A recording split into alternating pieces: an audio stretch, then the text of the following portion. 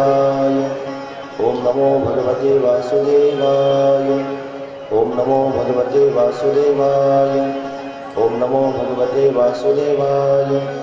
ओम नमो भगवते वासुदेवाय। ओम नमो भगवते वासुदेवाय। ओम नमो भगवते वासुदेवाय।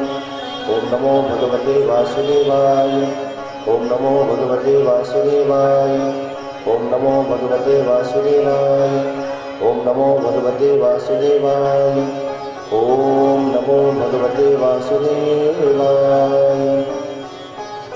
वंशी विभूषितकरा नवनीलनाभा पीताम्बराधरुणबिम्बफलाधरोष्ठा पूर्णेन्दुसुन्दरमुखादरविन्दनेत्रा कृष्णात् परं किमपि तत्त्वमहं न जाने। कृष्णत्वदीयपदपङ्कजपञ्जरान्ते अद्यैव मे विशतु मानसराजहंस। प्राणप्रयाणसमये कृपवातपित्तैः कण्ठावरोधनविधो स्मरणं कुतस्ते। वक्रतुण्डमहाकाय सूर्यकोटिसमप्रभ निर्विघ्नं कुरु मे देव सर्वकार्येषु सर्वदा। शुक्लां ब्रह्मविचारसार परमाद्यां जगद्व्यापिनीं वीणा पुस्तकधारिणीं अभयदां जाड्यान्धकारापहां हस्ते स्फाटिकमालिकां विदधति पद्मासने संस्थितां वन्दे तां परमेश्वरीं भगवतीं बुद्धिप्रदां शारदां। नमोऽस्तुते व्यासविशालबुद्धे फुल्लारविन्दायतपत्रनेत्रं तेन त्वया भारततैलपूर्णा प्रज्वालितो ज्ञानमयप्रदीपं लोकाभिरामं मुरारविन्दधीरं राजीवनेत्रं प्रणमोषणातं कारुण्यरूपं करुणावरन्दं श्रीरामचन्द्रं शरणं प्रपद्ये। मनोजवं मारुततुल्यवेगं जितेन्द्रियं पूर्णिमकामरिष्टं वातात्मजं वानरयूथमुख्यं श्रीरामदूतं शरणं प्रपद्ये। यं प्रव्रजन्तमनुपेतमपेतकृत्यं द्वैपायनो विरहकातर आजुहाव पुत्रेति तन्मयतया तर्वोऽभिनेदु तं सर्वभूतहृदयं मुनिमानतोऽस्मि। हे शङ्करं शङ्कराचार्यं केशवं बादरायणं सूत्रभाष्यकृतो वन्दे भगवन्तो पुनः पुनः। ॐ मृत्युञ्जयाय रुद्राय नीलकण्ठाय शम्भवे अमृतेशाय सर्वमहादेवाय ते नमः। हे सर्वमङ्गलमाङ्गल्ये शिवे सर्वार्थसाधिके शरण्ये त्र्यम्बके गौरी नारायणी नमोस्तुते।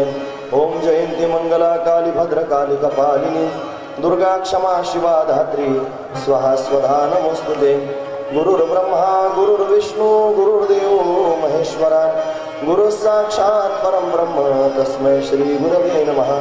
श्री गणेशाय नमः। श्री सरस्वत्यै नमः। श्री गुरुभ्यो नमः। योऽन्तः प्रविश्य मम वाचमिमां प्रसुप्तां सञ्जीवयत्य किल शक्तिधर स्वधाम्ना अन्याशहस्तचरणश्रवणत्वगादीन् प्राणान् नमो भगवते पुरुषाय तुभ्यम्। गंगा मैया की पावन तत्पर आनंदगंध परमात्मा की कथा में तल्लीन महात्मा शुकदेव जी कहते हैं, राजन, गंगा माईच्या पवित्र काठावरती भगवान श्याम सुंदराच्या परम पावन कथेमध्ये तल्लीन असणारे महात्मा शुकदेवजी राजा परीक्षितीला श्रीमद भागवत कथा वर्णन करून सांगतात. या कथेच्या सामर्थ्याने अवघ्या 7 दिवसांमध्ये राजा परीक्षितीचा उद्धार झाला. राजाचा उद्धार झाल्याने या कथेची महती उत्तरोत्तर वाढत गेली. अनेक संत महापुरुषांनी ही श्रीमद भागवत कथा जडजीवांच्या समोर वर्णन करून सांगितली आणि अनेक आज्ञानी जीवांना या कथेने समाधान प्राप्त करून दिलं. तीच असणारी ही परमपावन श्रीमद भागवत कथा ही अकारण करुणा वरुणालय भक्तकाम कल्पद्रुम भगवान पांडुरंग परमात्म्याच्या अथांग करुणेने त्याच्या दयेने आणि या सर्व संयोजक मंडळींच्या माध्यमातून सुपे गावातील सर्व तरुण मंडळीच्या माध्यमातून आपल्या या सुप्यामध्ये उपस्थित आहेत. आज कथेचा 5वा दिवस आहे. कालपर्यंत आपण भगवंताच्या अनेक लीला श्रवण करतो आहोत. चतुर्थ स्कंधातील भगवंताच्या लीला काल आपण श्रवण केल्या. आणि पंचम स्कंधामध्ये म्हणजे 5व्या स्कंधामध्ये आपण पदार्पण करतो आहोत। या पंचम स्कंधामध्ये आणि स्थान लीला वर्णन करून सांगितलेली आहे। जसे आपण दशलक्षणात्मक भागवत तगणी पाहतो, तत्र सर्ग विसर्गश्च स्थानम पोषण उदयः मन्वंतरी ईशानुकथा निरोधो मुक्तिराश्रयः, ही 10 लक्षणं त्यांनी वर्णन करून सांगितली सृष्टीची। म्हणून त्यांनी सर्ग विसर्ग स्थान पोषण उती मन्वंतर ईशानुकथा निरोध मुक्ती आश्रय, त्याच्यापैकी आश्रय लीला स्थान लीला आपण या ठिकाणी पाहतो। हा जो 5वा स्कंध आहे त्याच्यामध्ये 26 अध्याय आहेत। त्याच्यामध्ये स्थिती मर्यादा वर्णन करून सांगितली। भगवान त्यांनी लीला करतो आहे, कोणत्या ठिकाणी लीला करतो, कुठे भगवान त्यांनी प्रगट होतो, कशा पद्धतीने त्यांनी परमात्म्याची लीला आपण पाहिली पाहिजे, त्याचा विस्तार या पंचम स्कंधामध्ये आपण पाहणार आहोत। या 5व्या स्कंधामध्ये 2 परमहंसांची कथा आपल्याला विस्ताराने पाहिजे। एक आहे ज्ञानी परमहंस आणि दुसरा आहे भक्त परमहंस।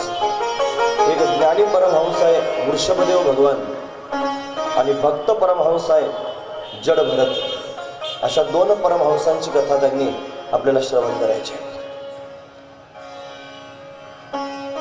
श्री शुकदेवजी महाराज राजा परीक्षितीला ही कथा वर्णन करून सांगतात। त्याच्या अंतर्गत विदुर काका आणि मैत्रेय यांचा संवाद आपण कालपर्यंत पाहिला।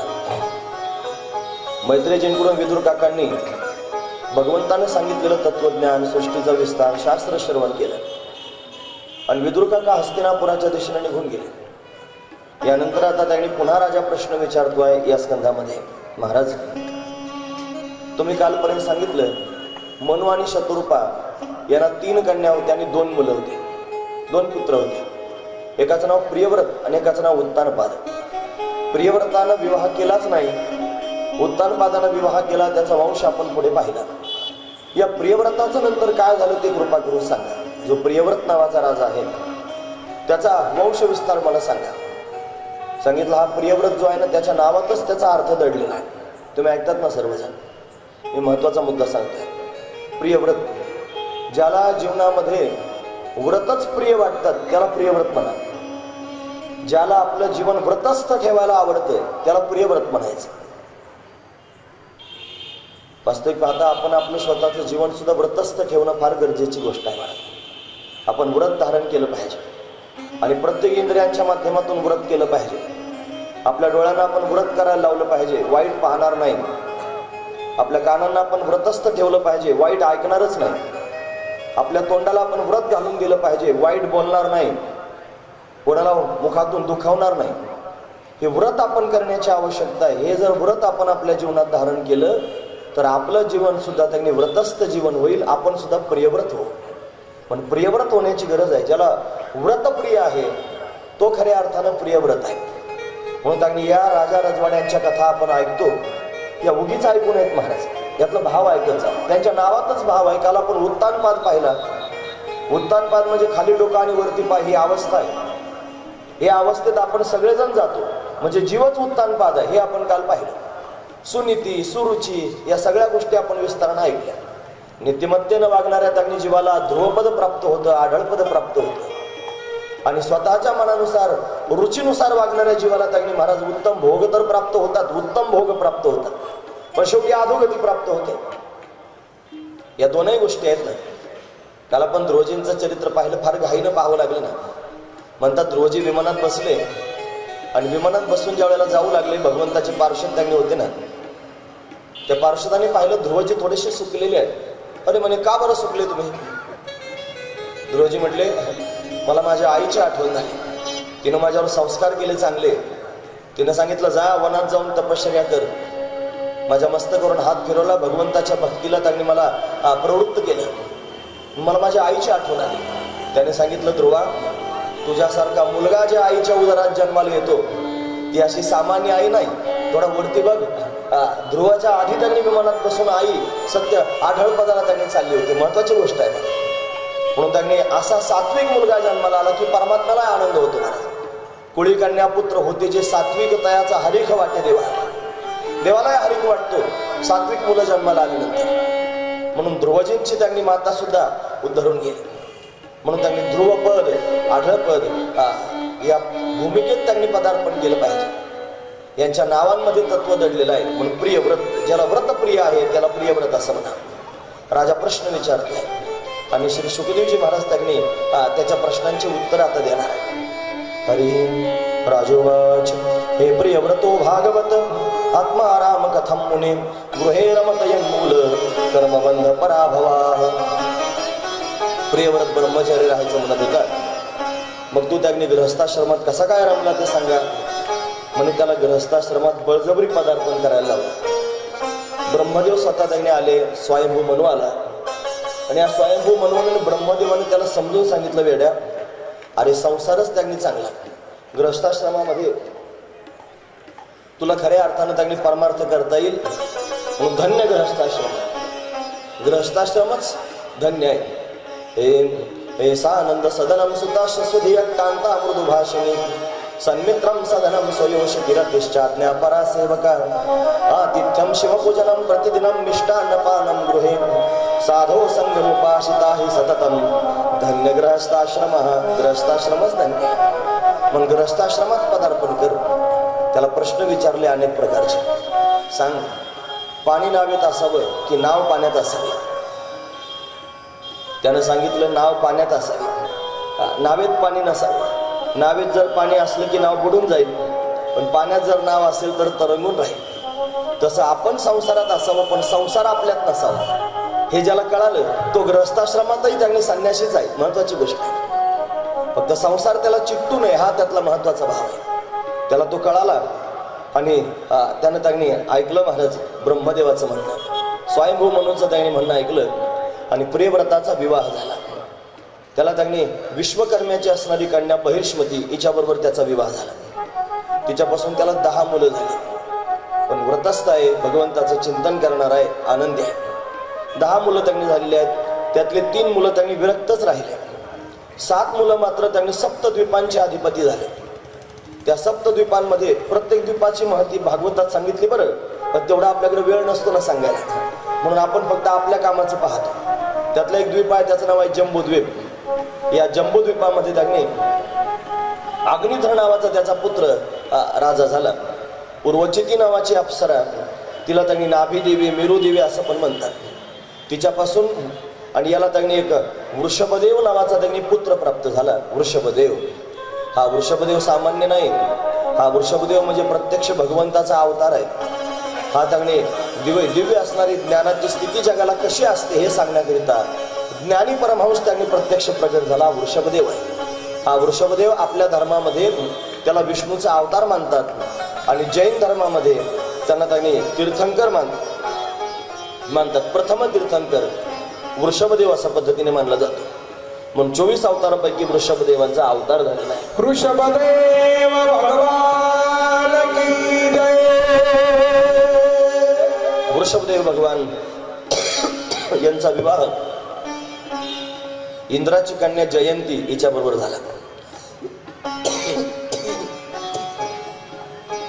आपण रामकथा श्रवण करतो ना, रामकथेमध्ये एक प्रसंग येतो।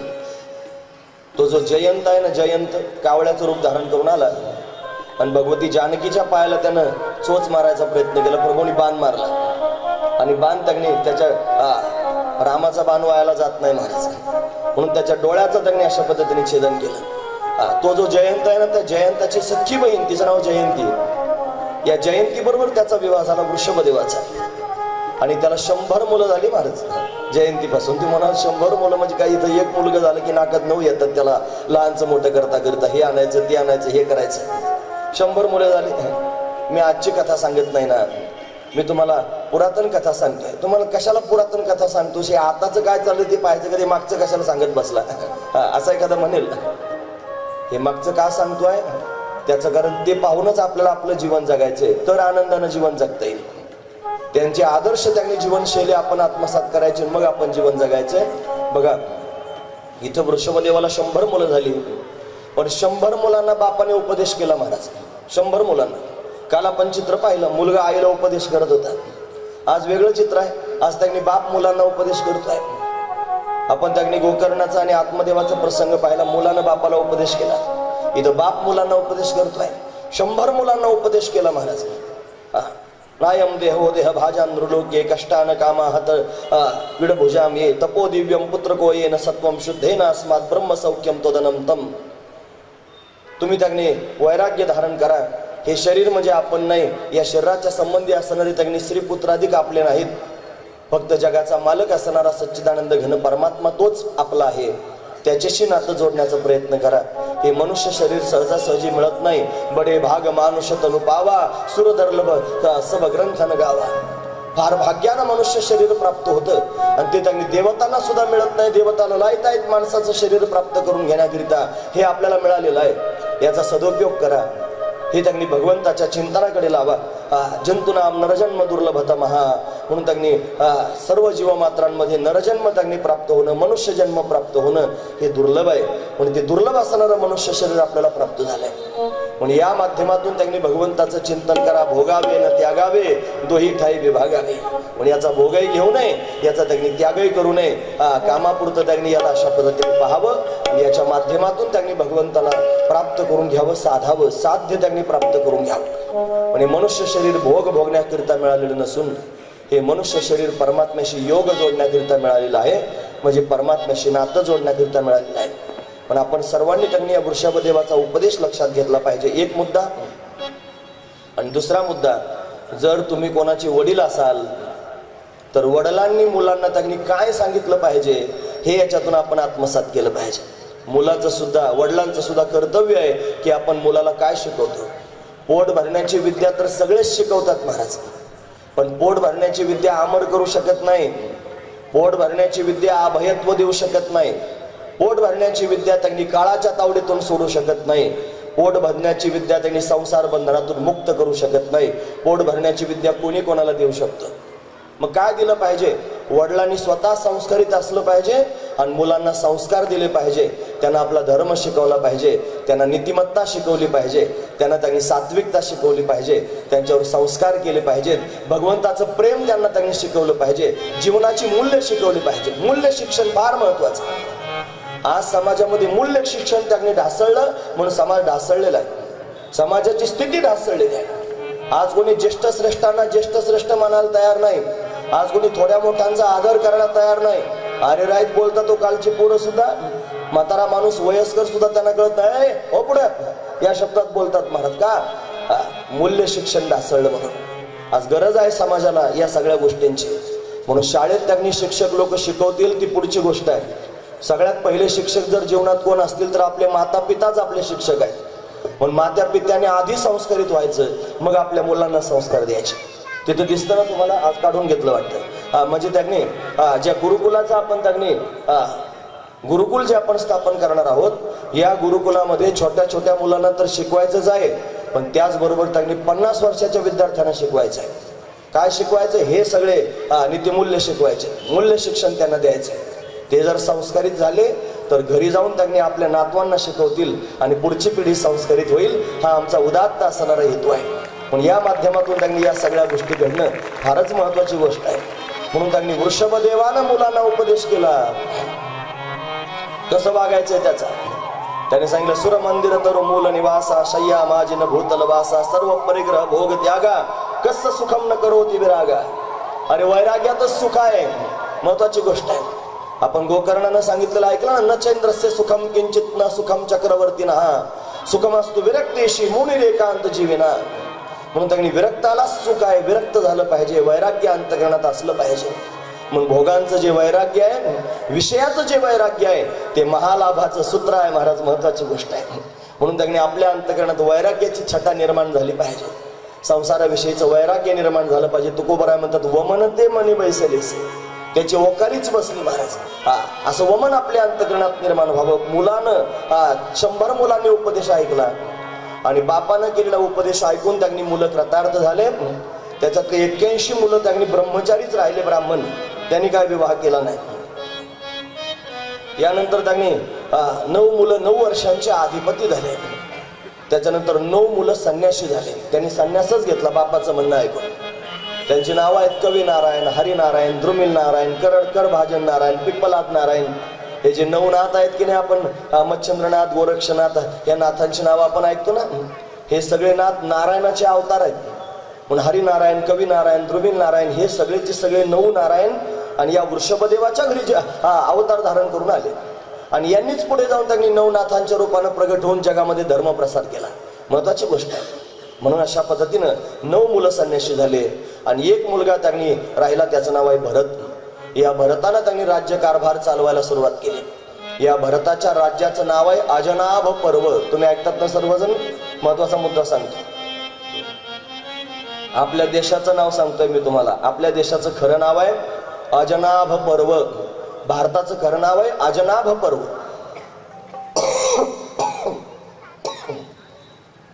मग याला भारत का बरं म्हणायला लागले?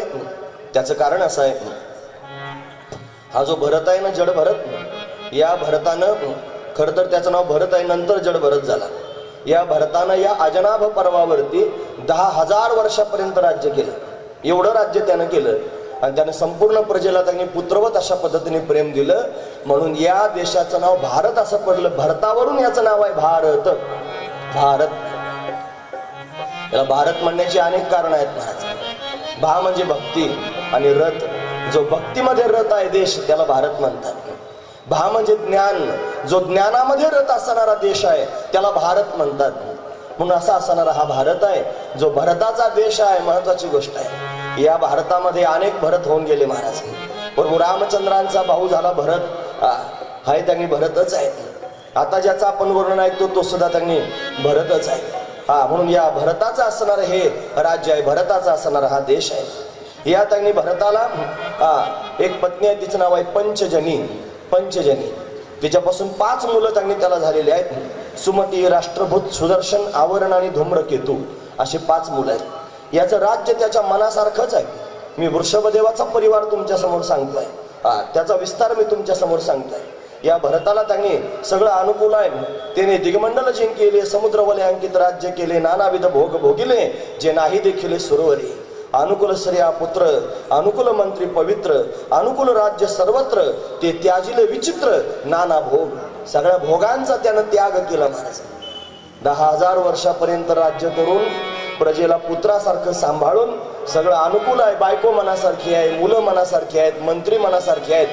इंद्राला जेवढे भोग भोगता आले नाहीत त्याच्यापेक्षा जास्त भोग याच्या जवळ आहेत. पण एवढं असून सुद्धा त्यांनी विलक्षण वैराग्य धारण केलं. नाथ महाराज तोंड भरून त्याची स्तुती करतात. ते म्हणतात, जे राज्य वैभव भोगिती तया कदा नवे विरक्ती, परिभरते केली नवल ख्याती, सेविला श्रीपती भोग त्यागे. जे राज्य वैभव भोगिती, पूर्वीच्या काळात एकच राजा असायचा. आता लोकशाही आहे, आता आपण सगळेच राजे आहोत. मतदार राजा असं आहे ना, आपण सगळेजण राजे आहोत. प्रत्येक जण स्वतःला राजाच समजतोय. महत्वाची गोष्ट सांगतो, ज्याच्याकडे थोडंसं धन आहे, थोडी संपत्ती आहे, थोडं लौकिक आहे, थोडी प्रतिष्ठा आहे, थोडं पद आहे, त्या प्रत्येकालाच असं वाटतं मी राजा आहे. ज्याच्याकडे हे सगळं गबाळ जमा झालेलं आहे त्याच्या अंतःकरणामध्ये कधीच विरक्ती निर्माण होत नाही, त्याला कधीच वैराग्य निर्माण होत नाही, त्याला कधीच असं वाटत नाही परमार्थ करावा, भगवंताचं चिंतन करावं, साधू संतांची संगती करावी. हे होत नाही. महाराजांनी, साधू संतांनी विचारपूर्वक या सगळ्या गोष्टींचा अभ्यास केला. ते म्हणतात, लोकांना देव का आठवत नाही? म्हणे धन मान बळे नाठविषयी देवा. धनानं देव आठवत नाही, मानानं देव आठवत नाही आणि बळानं देव आठवत नाही. अंगामध्ये जर बळ असेल ना, जरा मुसमुस असेल तारुण्याची, की मग तारुण्याच्या मध्ये न मानी कोणाशी, अशी त्यांनी अवस्था होते. आटोनी बेटोनी बांधिला मुंडासान फिरत असे म्हैसा जाना माझे. म्हैसा म्हणजे ते म्हशीचा मुलगा, नाहीच कळाला तर टोनगा. महत्वाची गोष्ट आहे. जसा टोनगा उन्मत्त होऊन त्यांनी फिरू शकतो, तो कोणाचं काहीच ऐकत नाही, तसा त्यांनी धनाचा मद निर्माण होतो, मानाचा मद निर्माण होतो, पदाचा मद निर्माण होतो, तारुण्याचा मद निर्माण होतो. आणि या मुसमुशीत त्यांनी माणूस दुसऱ्या कोणाला मानतच नाही. तो देव मानत नाही, धर्म मानत नाही, साधू संतांना मानत नाही, शास्त्र मानत नाही, पुराण मानत नाही, वेद मानत नाही, काही सात्विकता त्याच्याकडे नसते. या सगळ्या गोष्टींकरता एकच कारण आहे महाराज, त्याच्याकडे मद निर्माण झालेला आहे. म्हणून जे राज्य वैभव भोगिती तया कदा नवी विरक्ती, त्यांना कधी विरक्ती होत नाही. परंतु भरते केली नवल ख्याती. भरतानं नवल केलं. काय केलं? सेविला श्रीपती भोग त्यागे. सगळे भोग डोळ्यासमोर उभे आहेत, हात जोडून त्याच्या समोर नम्र झालेले आहेत. तो म्हणेल तो भोग त्याच्या समोर त्यांनी तयार आहे भोगण्याकरिता. पण एवढं सगळं अनुकूल असून सुद्धा त्याचा त्याग केला म्हणा. यालाच वैराग्य म्हणायचं. काल कथेच्या सुरुवातीला आपण वैराग्याची व्याख्या ऐकली होती. इहलोकापासून ब्रह्मलोकापर्यंत अनुकूल मानलेल्या भोगांविषयी होणाऱ्या त्यागाच्या इच्छेस वैराग्य असं म्हणतात. ही वैराग्याची व्याख्याच आहे. इहलोकापासून ब्रह्मलोकापर्यंत अनुकूल मानलेल्या सगळ्या भोगांच्या त्यागाला नाही, त्यागाच्या इच्छेस वैराग्य असं म्हणतात. माऊलींची ओवी पण सांगितली होती, आहेकेचे की परत्रीचे भोग झाली या पायिक इच्छेचे, परी ते भोगावे हे न रुचे मना माझे. म्हणून त्यांनी ते हे विषय वैराग्य, तेच हे विषयाचं वैराग्य जे त्यांनी महासुखासारखा लाभ प्राप्त करून देऊ शकतं. राजाच्या जीवनामध्ये वैराग्य निर्माण झालं आणि त्यानं त्यांनी मला सगळ्या प्रकारच्या आशा टाकून दिली. आशाच माणसाला त्यांनी कारणीभूत आहे बंधनात पाडण्याकरिता. प्रत्येकाला वाटतं थोडं थोडं असावं, ज्याच्या खिशात 100 आहेत त्याला वाटतं 1000 असावेत, त्याला वाटतं लाख असावेत, त्याला वाटतं कोटी असावेत, त्याला वाटतं अब्जाधीश व्हावं, त्याला वाटतं राष्ट्रपती व्हावं, त्याला वाटतं इंद्र व्हावं. त्याला पण कधीतरी ऐकलंय निस्वष्टी शतम शतिदश शतम लक्षम सहस्राधिपा लक्षेश क्षतिपालताम क्षतिपतिश्चक्रे शताम वांछति चक्रेश पुनरेंद्रताम सुरपतिर ब्रह्मापदम वांछति ब्रह्माशैव पदम शिवो हरिपदम आशावधींको गतः. आशेनं कोणाला सोडलं ते सांगा. म्हणून संसाराची आशा सहजासहजी त्यांनी सुटत नाही, पण भगवंताच्या भक्तांना सुटते. म्हणून ते गेले आशा पाश निवारून आशेचा पाश निवारण करून त्यांनी जातात. हे त्यांचं सामर्थ्य आहे. म्हणून त्यांनी राजांना आशा सोडून दिली आणि भगवत चिंतनाकरिता त्यांनी निघाला. सर्वस्वाचा त्याग करून महाराज वर्णन करून सांगितलं.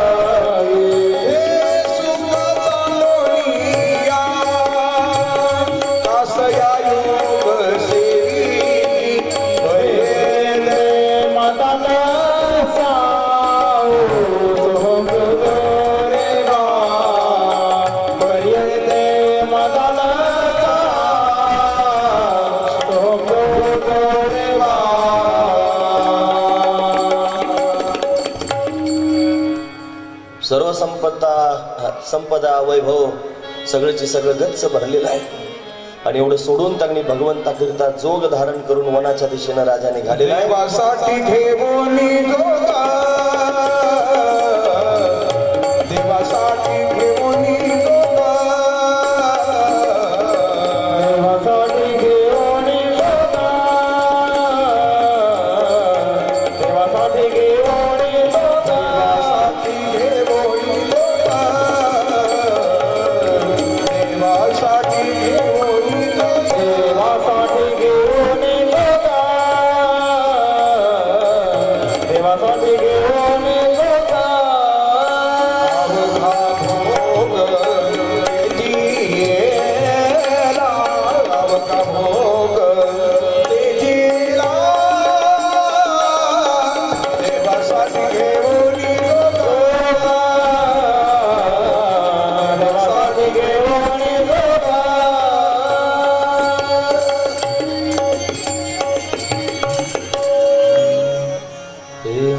देवासाठी घेऊन जोग अवघा भोग तेजियला, अवघा भोग तेजियला, अवघा भोग तेजियला. देवाच्या प्राप्तीकरिता जोग धारण केला आणि सगळ्या भोगांचा त्याग केला. भोग टाकून देणं तेवढं सोपं नाही, पण राजानं वैराग्य अंतकरणात धारण केलं आणि वनात जाऊन राहू लागला. हा दगणी पुलह ऋषींच्या आश्रमामध्ये दगणी गंडकी नदीच्या काठावर जाऊन राहतोय. गंडकी नदी आपल्या भारतामध्ये अनेक पवित्र दगणी नद्या वाहतात, त्याच्यामध्ये गंडकी नदी सुद्धा दगणी फार महत्वाची आहे. या गंडकी नदीमधूनच दगणी शालिग्राम शिला प्राप्त होते. म्हणतात त्याच्या दामोदर कुंड आहे, वरतून तुलसी पत्र टाकले की खालून त्यांनी शालिग्राम शिलावरती येते. म्हणून त्यांनी एवढं वैभव गंडकी नदीचं आहे. तिथं त्यांनी पुलह आश्रमामध्ये वास्तव्य त्यांनी करतोय. भगवंताचं त्यांनी ध्यान करतोय, चिंतन करतोय. सर्वस्व सोडून राजा त्यांनी अशा पद्धतीनं निघून गेलेला आहे. भगवंताच्या चिंतनामध्ये मस्त आहे. भोग टाकून त्यांनी गेलेला आहे. एक दिवशी त्यांनी स्नान करण्याच्या उद्देशानं म्हणून हा राजा त्यांनी नदीमध्ये गेलेला आहे. यानं त्यांनी आता स्नान करत असताना आता हा सगळा विस्तार मला सांगावा वाटतो, पण निर्धारित वेळेत आपल्याला थांबलं पाहिजे की नाही. मग एखाद्या तीर्थात जर गेले तर स्नान कसं करावं याचे पण काही नियम असतात. म्हणून त्यांनी नाभीपर्यंत किंवा कटीपर्यंत त्यांनी पाण्यात प्रवेश करावा आधी. त्याच्यानंतर त्यांनी पाण्यामध्ये 3 बुड्या माराव्या. म्हणजेच नाक दाबून बुडी मारायची. थोडंसं थांबायचं. का बरं थांबायचं? बुडी मारून थांबायचं. कशाकरिता थांबायचं? म्हणतात तीर्थ हे पापाचं क्षालन करत असतं. मग थोडंसं पाण्यात थांबायचं. आपलं पाप हे हलका असतं, तीर्थ हे जड असतं. म्हणून त्यांनी पाण्यात बुडी मारल्याबरोबर तीर्थ पापाचं क्षालन करून पाप पाण्याच्या वरती तरंगतं. आणि वाहणारं जर पाणी असेल तर आपण थोडं थांबल्यामुळे ते वाहून पण जातं. असं 3 वेळेला त्यांनी करायचं. त्यानंतर त्यांनी आपल्या हातामध्ये पाणी घ्यायचं, ओंजळीत पाणी घ्यायचं आणि आपल्या इष्टदेवतेचं स्मरण करून त्यांनी समोर अशा पद्धतीने पाणी आपण टाकायचं. यानंतर त्यांनी नंबर 2 साधू संतांचं, ऋषीमुनींचं आपण स्मरण करायचं आणि त्यांचं स्मरण करून ओंजळीत पाणी घेऊन मधून असं पाणी सोडून द्यायचं. असं मधून पाणी सोडायचं. यानंतर आपल्या पितरांचं आपण स्मरण करायचं आणि ओंजळीत पाणी घेऊन या बाजूनं असं त्यांनी पाणी सोडून द्यायचं. आणि सगळ्यात शेवटी त्यांनी महाराज असं ओंजळीत पाणी घ्यायचं आणि आत्मतुष्ट्यार्थ म्हणजे स्वतःला आनंद प्राप्त करून घेण्याकरिता, दिव्यत्व मिळण्याकरिता असं ओंजळीत पाणी घेऊन आपल्या अंगावर पाणी टाकून घ्यायचं. असं त्यांनी स्नानाचा विधी आहे. याला तीर्थ स्नानाचा विधी म्हणतात. हा तीर्थ स्नानाचा विधी आहे. राजा अशाच पद्धतीने त्यांनी स्नान करत होता आणि इतक्या त्यांनी एक चमत्कार घडला. एक हरणी त्यांनी पाणी पिण्याकरिता आली होती. ती हरणी गर्भवती होती. तिचे 9 मास पूर्ण झालेले होते. कोणत्या वेळेला प्रसूत होण्याची वेळ त्यांनी तिची जवळ आलेली होती. पण एक व्याघ्र गर्जना झाली. मोठ्याने त्यांनी वाघाचा आवाज तिने ऐकला आणि तो ऐकल्यानंतर ती घाबरली. घाबरून तिने स्वतःचे प्राण वाचवण्याकरिता उडी मारली आणि उडी मारून ज्या वेळेला ती पळून जाऊ लागली त्याच क्षणाला ती प्रसूत झाली. तिचा गर्भ पाण्यामध्ये पडला. ती हरणी घाबरलेली आहे. व्याकुळ होऊन त्यांनी अशा पद्धतीनं नदीच्या काठावर जाऊन पडलेली आहे. अनेक साधू संत वेगवेगळ्या प्रकारचे भाव सांगतात. कोणी म्हणतं पळून गेलेली आहे, कोणी म्हणतं गतप्राण झालेली आहे. पण गर्भ मात्र तिचा त्या पाण्यामध्ये पडलेला आहे. राजा जिथे स्नान करतोय, अर्घ्य देतोय, तिथेच तो गर्भ त्यांनी वाहत वाहत त्याच्या हातात येऊन सापडला. राजाने पाहिलं, अरे हरणीचा गर्भ आहे आणि जिवंत आहे हे पाडस. आता काय केलं पाहिजे? इकडे इकडे पाहू लागला. म्हणला याला जर असं सोडून दिलं तर वाघ सिंह याला खाऊन घेते आणि मी क्षत्रिय आहे. क्षत्रियाचा धर्म आहे त्यांनी संरक्षण करणं. म्हणून त्यांनी हरणाच्या पाडसाचं मी संरक्षण केलं पाहिजे असा विचार त्यानं करून आपल्या आश्रमात त्यांनी त्या पाडसाला तो घेऊन जाऊ लागला. पाडसाला आश्रमामध्ये नेलं. त्याला लहानचं मोठं करू लागला. त्याला त्यांनी गाईचं दूध पाजतोय, त्याला त्यांनी मोठं करतोय. हरणही मोठा झाला. यानं रोजची आपली पूजा करावी, स्वतःच्या कपाळाला गंध लावा, तसा हरणालाही गंध लावा. फुलांच्या माळा देवाला त्यांनी घालायच्या. त्या हरणाच्या पायातही फुलं त्यांनी बांधायची. त्याला घुंगरं गळ्यात बांधलेली होती. असा सुंदर हरण त्यांनी. त्या हरणालाही वाटायचं हाच माझं सर्वस्व आहे, मायबाप आहे. तो हरण त्याच्या अवतीभोवती त्यांनी उड्या मारायचा. फार प्रेमानं त्यांनी त्याच्याबरोबर राहायचा. दोघांचं एकमेकावर फार प्रेम जडलं होतं महाराज. एवढं राज्य सोडून आला होता राजा, एवढी सगळी संपदा सोडून आला होता ना. हरण त्यांनी फार प्रिय वाटत होतं. महत्वाची गोष्ट आहे. एक दिवशी काय झालं माहिती आहे? त्या हरणाला एक हरणाचा कळप दिसला. हरणाचा कळप त्या हरणानं पाहिला. त्याला वाटलं आपल्या जातीची कोणीतरी दिसत आहे म्हणून हरण त्या कळपात निघून गेला. तुम्ही ऐकतात ना सर्वजण, असंच आहे. हरण बरोबर कळपात निघून जात असतो. हरणाला कळप दिसला की हरण कळपात निघून जातो. पण तो कळपात निघून गेला. सकाळी गेलेला हरण आहे, संध्याकाळपर्यंत परत आला नाही. राजा विचारच करत राहिला, माझा हरण कुठे गेला असेल, माझा हरण कुठे गेला असेल. अजून आला नाही, अजून आला नाही. 1 दिवस गेला, राजाने काही खाल्लं नाही महाराज. राजा आता वयोवृद्ध झाला होता.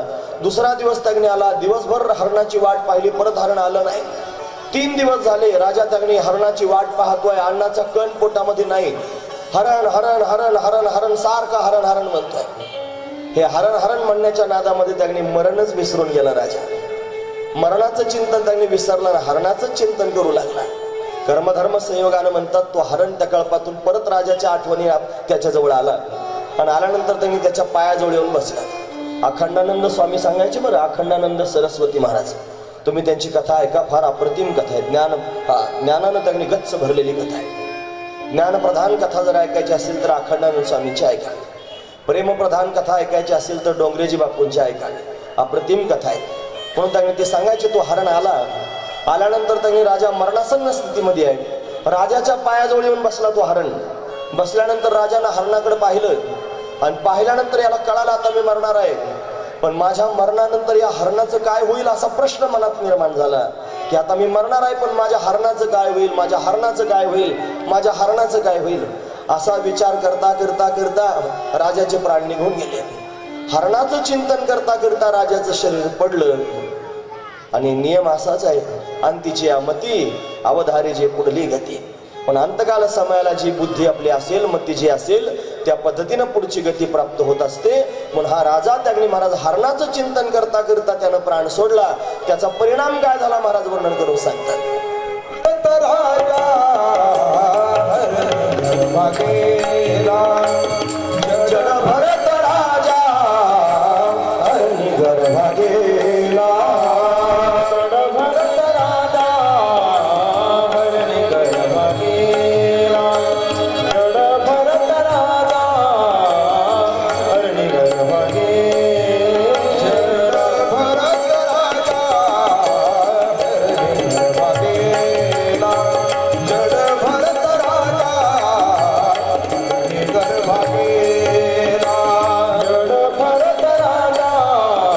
हरणी गर्भा गेला, भरत राजा हरणी गर्भा गेला. तो घातला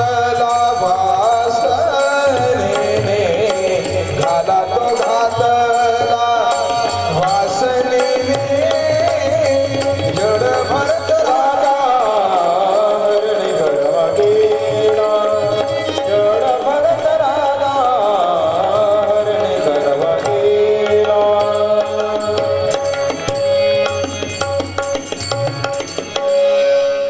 या मती सा गती, जशी मती अंतकाल समयाला तशी गती त्याकडे प्राप्त होते.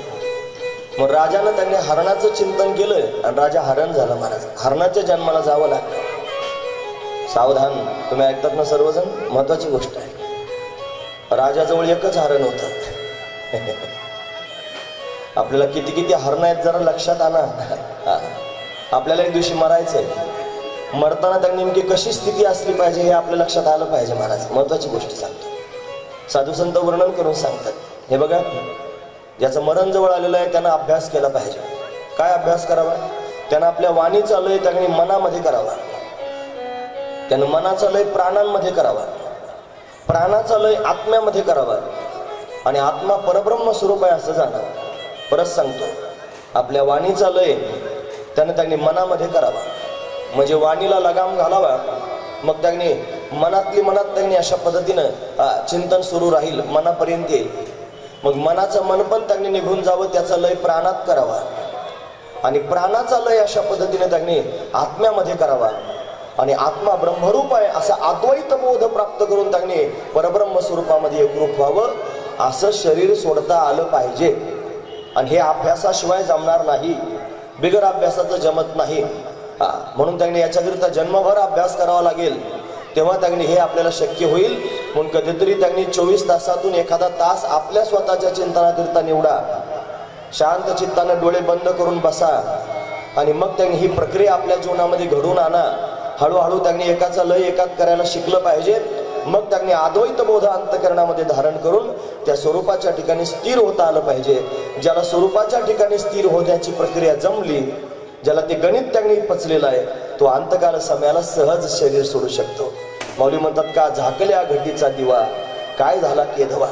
जसा त्यांनी एखाद्या घटाखाली दिवा झाकून ठेवावा आणि तो जसा शांतपणे त्यांनी विलीन होऊन जातो, तसा त्यांनी महात्मा सुद्धा सहजच आपलं शरीर सोडून देतो. म्हणून जड भरत राजा त्यांनी आहे. या भरत राजाने त्यांनी हरणाचं चिंतन केलं आणि हरण व्हावं लागलं.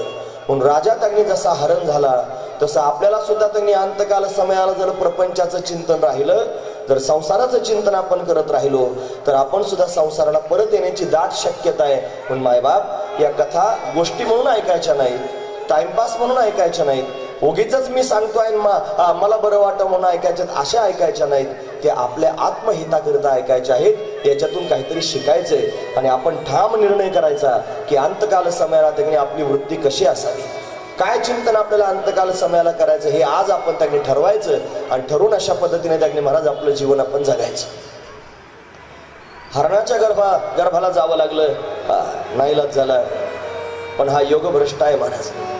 याला त्यांनी योगभ्रष्ट कशाला म्हणतात माहिती आहे? जो पूर्वी साधनेवर आरूढ झालेला आहे आणि साधना करत असताना त्याची साधना जर पूर्ण झाली नाही तर त्याला परत जन्म प्राप्त होतो आणि त्याला पुन्हा मनुष्याचा जन्म प्राप्त होऊन त्याची साधना पूर्ण होते. हा महत्वाचा विचार. म्हणून हरण झाला 6 महिन्यापर्यंत हरणाच्या योनीमध्ये राहिला. 6 महिने. 6 महिन्यामध्ये त्याने हरणाच्या योनीत होता, पण एकादशी धरीत होता. काही एकादशीची सवय होती ना आधी धरायची. मग दशमीच्या दिवशी एकदाच पालापाचोळा खायचा, एकादशीला दिवसभर निराहार राहायचा, परत द्वादशीला त्यांनी एकदाच पालापाचोळा खायचा. असा एकादशी धरत होता. तुम्ही ऐकतात ना सर्वजण, अहो हरणं एकादशी धरतात, माणसं धरीत नाहीत, त्यांच्यासमोर विनवण्या करावं लागतात. फार लोक कौतुक सांगतात, महाराज आम्हाला ना उपास निघतच नाही, असं पित्त होतं, अशी हागवण लागते, असं अमुक होतं, असं फलानं होतं, खिचडी तर जमतच नाही, बगरीकडे पावच वाटत नाही, असंच होतं. काय इतक्या सवड शास्त्री त्या लोक सांगतील म्हणून माऊलीने आधीच सांगलं, इंद्रिया सवडी लपू नको बाबा. इंद्रियांची सवड सांगून का लपतोस? तू त्यांनी शास्त्र सांगेल तसं वागायला सुरुवात कर. एकादशीच्या दिवशी अमुकच खाल्लं पाहिजे असं नाही, एकादशीच्या दिवशी काहीच खाऊ नये असा नियम आहे. मग काहीच खाऊ नको ना, काय हरकत आहे काहीच नाही खाल्लं तर?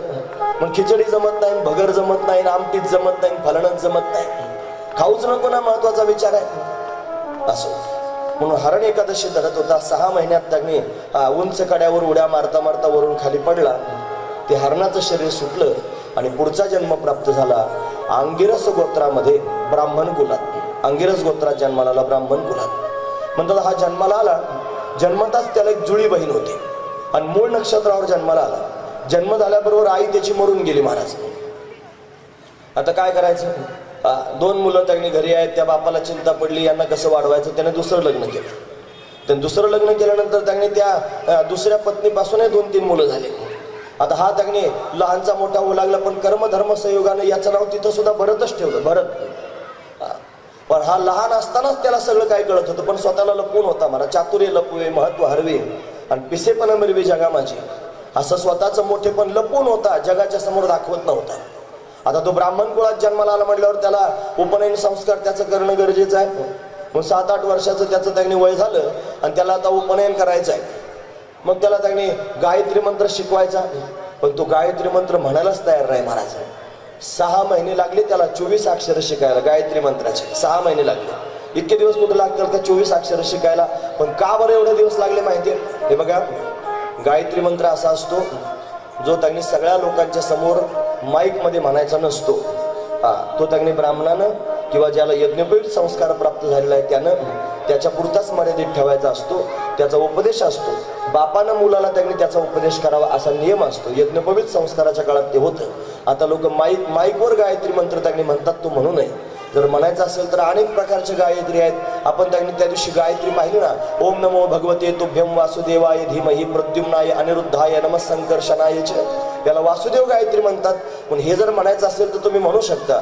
पण गायत्री मंत्र त्यांनी जो आहे, जो सूर्यनारायणाचा त्यांनी मंत्र आहे, तो असा सर्वांच्या समोर माईक मध्ये त्यांनी म्हणायचा नसतो. या जड भरताला शिकवण्याचा प्रयत्न केला, तो म्हणायच नाही. इकडून तिकडून बळजबरी मारून मुटकून त्याच्याकडून तो म्हणून घेतला. त्याचा यज्ञोपवीत संस्कार झाला. त्याला लपूनच राहायचं होतं, ज्ञानी आहे. पण त्या जे भाऊ त्यागी होते त्याच्यापासून लहान लहान त्या भावांचे लग्न झाले. याला मात्र सर्वजण भोळाच म्हणत होते. जड म्हणजे वेडा. जड शब्दाचा अर्थ तो मूर्ख. जड शब्दाचा अर्थ तो अज्ञानी. अज्ञानी म्हणायचे सर्वजण, याला मूर्ख म्हणायचे.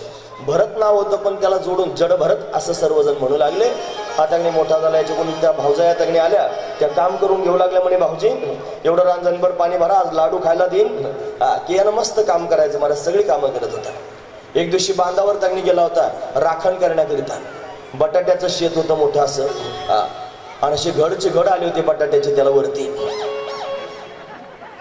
नाही बटाटे खाली येतात जमिनीत. तुम्ही ऐकता त्याचा अर्थ निश्चित. म्हणून त्याने बटाट्याचं शेत होतं आणि ते राखण करत होता. काही निषाद त्याने चालले होते, त्याने नवस केला होता देवीला.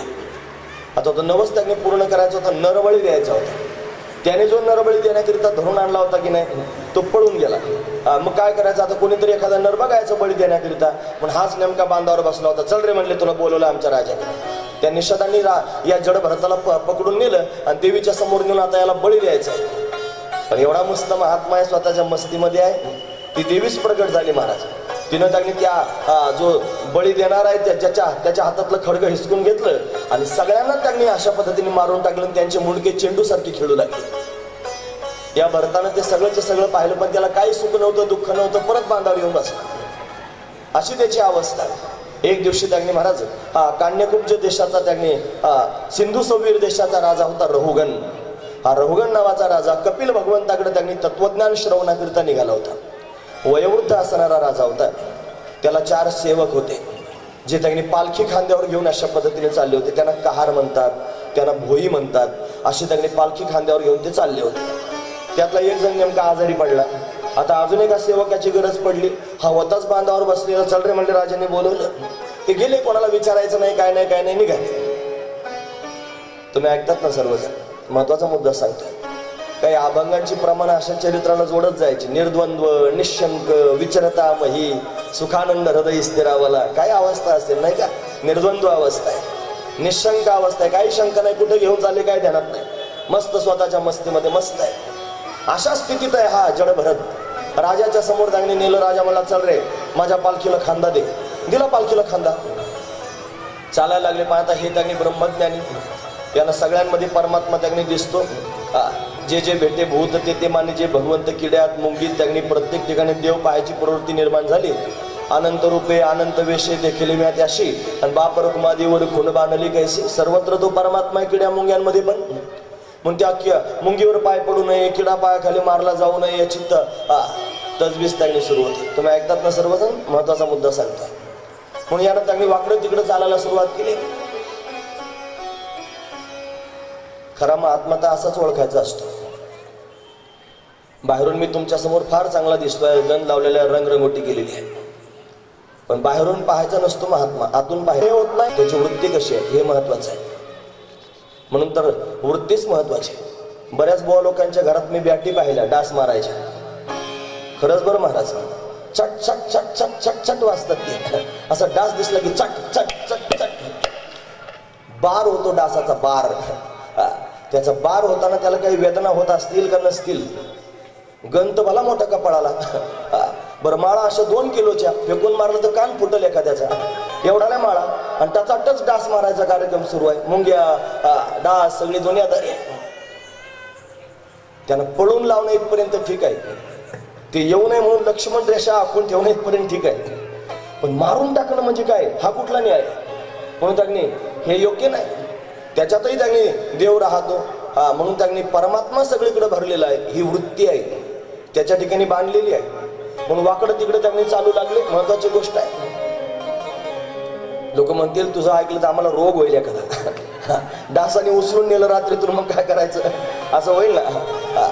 अहो त्यांना पळून लावा ना तुम्ही. गुरुजींबरोबर, आमच्या स्वामीजींबरोबर आम्ही एकदा बार्शीला गेलो. कलशारोहण होतं, त्यांना राहण्याकरता एक खोली होती. आता खोलीत त्यांनी राहण्याची व्यवस्था केली, पण एवढे डास होते महाराज त्या खोलीत. डास दिसले मला, मी ते डास मारायला सुरुवात केली. नवीन स्वामीजींच्या जोरावर डास मारायला सुरुवात केली. त्यांना कळालं हा डास मारतो, उठूनच बसले आणि एवढे रागावले मला. म्हणले का रे, का मारतो ते डास. म्हणलं स्वामीजी तुम्हाला चावतात म्हणून त्यांनी मारतो. अरे म्हणजे चावणं त्याचा धर्मच आहे, ते चावण्याकरताच इथपर्यंत आलेले आहेत. म्हणून मग मारायचं नाही, हाकलून दे ना म्हणले, मारतो कशाला. किती सहज, किती सहज. हाकलून दे म्हणले, मारतो कशाला. पण हाकलून देणे इथपर्यंत ठीक आहे, आपल्याला चावतो म्हणून मारणं योग्य नाही. असं सांगायला लागलं की लांब त्यांनी मला अजून फार दूर जायचं. म्हणून अशा पद्धतीने त्यांनी तो हालचाल करू लागला. राजा वयोवृद्ध होता. राजा त्यांनी त्याला वेदना होऊ लागले. तुम्हाला कोण हालतोय ते सांगितलं, हा जो नवीन आला ना तो हालचाल करतोय. राजाने समजून सांगितलं, अरे हालचाल करू नकोस, तरी यानं ऐकलं नाही. एकदा दोनदा समजून सांगितलं, मग तिसऱ्यांदा पालखी थांबवली. रहुगण पालखीतून उतरला आणि उतरून त्यानं त्यागनी महाराज एवढं सांगतो तरी ऐकत नाहीस म्हणे. तो हातात काठी घेतली आणि मारायला सुरुवात केली. जड भरताला ज्यावेळेला मारहाण करायला सुरुवात केली त्यावेळेला भरताच्या मुखातून सहजच शब्द बाहेर पडू लागले. नैनन छिन्नन्ति शस्त्राणि नैनन दहति पावका न चैनं क्लेदयन्त्यापो न शोषयति मारुता न जायते म्रियते वा कदाचिन्नायं भूत्वा भविता वा न भूयः अजो नित्य शाश्वतोयं पुराणो न हन्यते हन्यमाने शरीरे. सहज त्याच्या मुखातून शब्द बाहेर पडले. राजा चमकला. राजाला कळालं हा कोणी सामान्य नाही, महात्मा आहे. कपाळाचा गंध दिसला, मस्तकावर शिखा दिसली, गळ्यामध्ये सूत्र दिसलं. मग त्यांनी विचारलं, तुम्ही कोण आहात? माझ्या पालखीला तुम्ही खांदा दिलेला आहे, तुमचा परिचय मला सांगा, तुम्ही कोण आहात?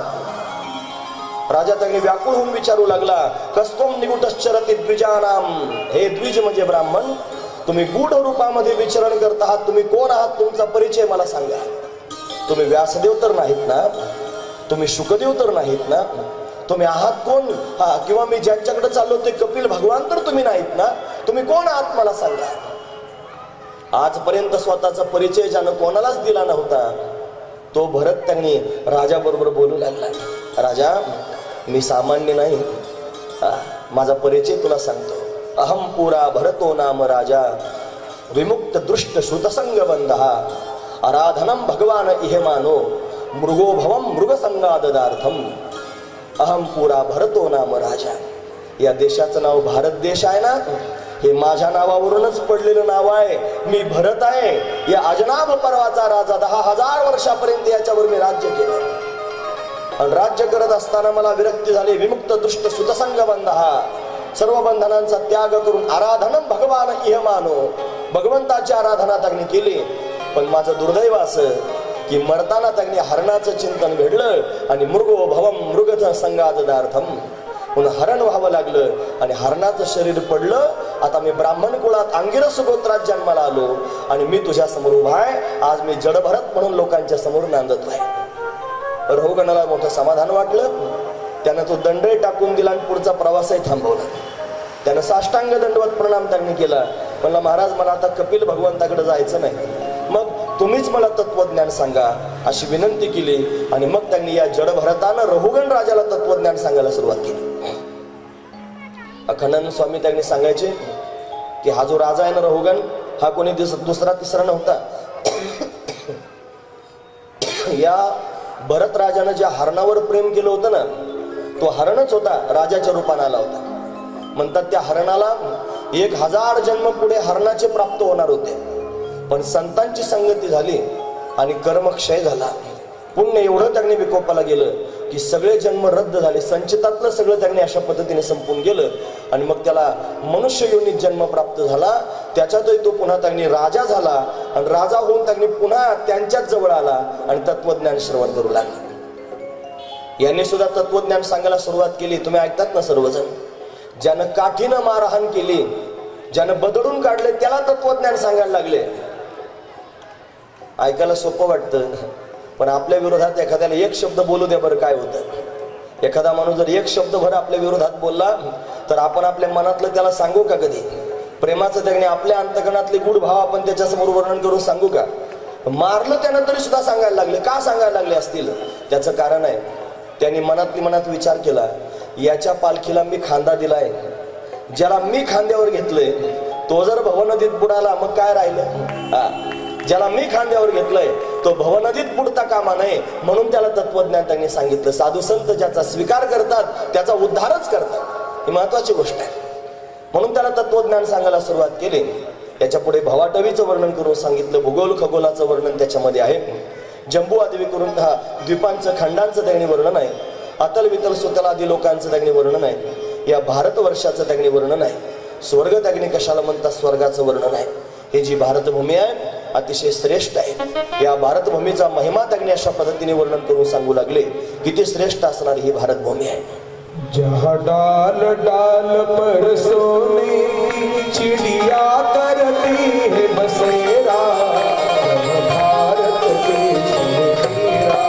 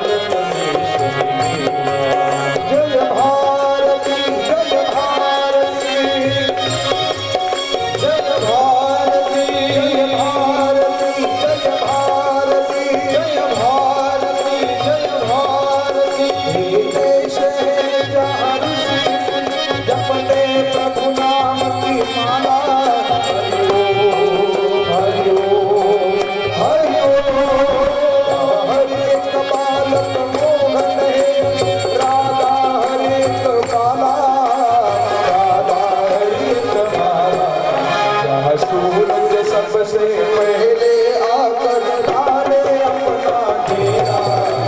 भारत देश मेरा, भारत देश मेरा। डाल डाल पर सोने चिड़िया करती है बसेरा।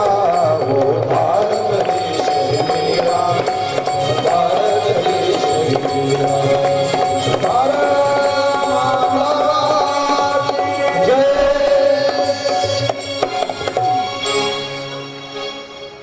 भारत भूमीचं वर्णन त्यांनी करून सांगितलं. यानंतर त्यांनी पुढे जाऊन नरकांचं वर्णन करून सांगितलं. 28 नरक आहेत. अतल, वितल, सुतल, तरातल, रसातल, महातल हे जे त्यांनी लोक आहेत ना, या लोकांचं तर वर्णन झालंच झालं, पण त्यांनी नरकांचं वर्णन सुरू झालं. तामिश्र, अंधतामिश्र, रौरव आदी करून हे नरकांचे नाव आहेत. म्हणजे सप्त ऊर्ध्वलोक सांगितले, सप्त अधोलोक सांगितले. त्यानंतर त्यांनी स्वर्गाधिकाची रचना वर्णन करून सांगितली. त्यानंतर भूमंडलाची रचना सांगून आता नरकांची रचना सांगायला सुरुवात केली. 28 नरक आहेत. या सगळ्या नरकांमध्ये त्यांनी अशा पद्धतीनं भयंकर वेदना आहेत. याच्यामध्ये वैतरणी नावाची एक नदी आहे. वैतरणी ती त्यांनी पुवापासून, मूत्रापासून, रक्तापासून तयार झालेली नदी आहे. पाप करणाऱ्या लोकांना या नदीत नेऊन टाकलं जातं म्हणतात. वैतरणी दुर्योधनाला त्याच्यात टाकलं होतं नेऊन. धर्मराज ज्या वेळेला त्यांनी स्वर्गाला जाण्याकरिता निघाला ना, त्यावेळेला हा दुर्योधन त्याच नदीत होता. तिथून प्रवास त्याचा पुढे दुर्योधनाचा सुरू होता. दुर्योधनाला लाज वाटली धर्मराजाकडे पाहायची, म्हणून त्यानं बुडी मारली होती त्या नदीमध्ये. कसं असेल तुम्ही तुमचं बघा. म्हणून त्यांनी विष्ठेचे डोंगर असतात. व्याभिचार करणाऱ्या लोकांना भयंकर शिक्षा असते. एक तप्त त्यांनी लोहपिंड असा खांब लोखंडाचा लाल तापवला जातो आणि त्या खांबाला आलिंगन द्यायला लावतात.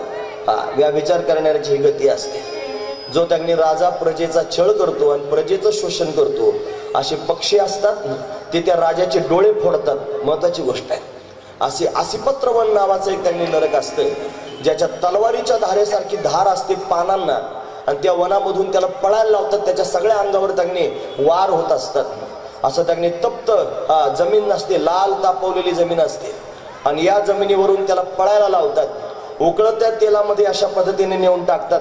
लोक म्हणतात तुम्ही काय बावळटपणा सांगता. एक जणांनी मला प्रश्नच विचारला, बरं महाराज, तुम्हाला माणसं मेल्यानंतर इथं जाळून टाकतात, डोळे फोडतात, असेच करतात, फलानं करतात, काय सांगता म्हणजे तुम्ही तेलाच्या कढईत टाकतात, इथं माणसं जाळल्यानंतर कुठं तेलाच्या कढईत टाकायला नेत असतील.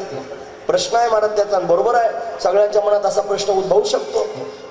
हे बघा, प्रत्येकाला ज्याच्या त्याच्या कर्मानुरूप त्यांनी भोग भोगण्याकरिता देह निर्माण होत असतो, देह प्राप्त होत असतो. इथं जे शरीर आपल्याला मिळालेलं आहे हे आपलं पाप पुण्य भोगण्याकरिता आपल्याला मिळालेलं आहे, इथपर्यंत ठीक आहे. स्वर्गात जाण्याकरिता तिथं सुद्धा देह नवीन प्राप्त होतो, तिथले त्यांनी भोग भोगायला मिळतात. तसं नरकात नेत असताना सुद्धा सूक्ष्म शरीराला नवीन शरीर प्राप्त होतं, आणि त्या शरीराच्या माध्यमातून त्याला भोग दिले जातात. हे लक्षात घेण्यासारखंच आहे. याच्या आतमध्ये एक शरीर आहे, त्याचं नाव आहे सूक्ष्म शरीर. हे दिसतं हे स्थूल शरीर आहे, याच्या आतमध्ये सूक्ष्म शरीर. हे स्थूल शरीर पंचीकृत पंचमहाभूतांच्या 25 तत्वांचं आहे. त्याच्या आतमध्ये जे सूक्ष्म शरीर आहे ते अपंचीकृत पंचमहाभूतांच्या 17 तत्वांचं आहे. त्याच्या आतमध्ये त्यांनी कारण शरीर आहे, ते अज्ञानाचं प्रतीक आहे.